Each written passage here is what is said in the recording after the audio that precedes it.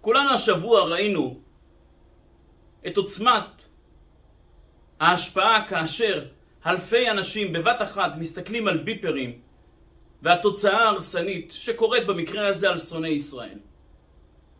אבל אם ניקח דווקא את הדוגמה הזו, ונראה איך לחיוב, לא לכיוון השלילה, לכיוון החיוב, איך אלפי עיניים מביטים ומסתכלים אחרת על העולם, אחרת על כל תנועה שקורית איתנו בחיים.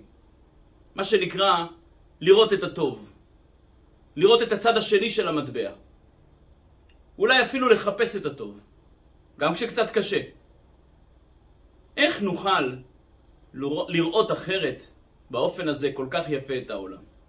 כי הנה, דווקא השבת הזו, יום הולדתם של בעל התניא, ורבי שניאור זלמן מיליאדי, ורבי ישראל בעל שם טוב שלפני עשרות שנים, אפילו קצת יותר, נתנו לנו את האור המיוחד, איך להביט על העולם בעין שונה.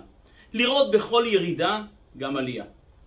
לראות בחושך גם את האור שמסתתר מאחורי החושך, כי אחרי הלילה מהיר וזורחת החמה.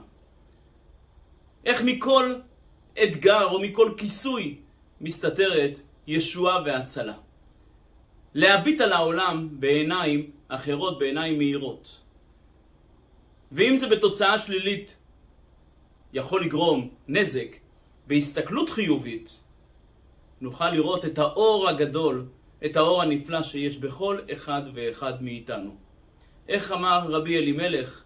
שנראה כל אחד ואחד מעלת חברנו ולא חסרונם, ונזכה לשנה טובה ומתוקה. כתיבה וחתימה טובה. שבת שלום.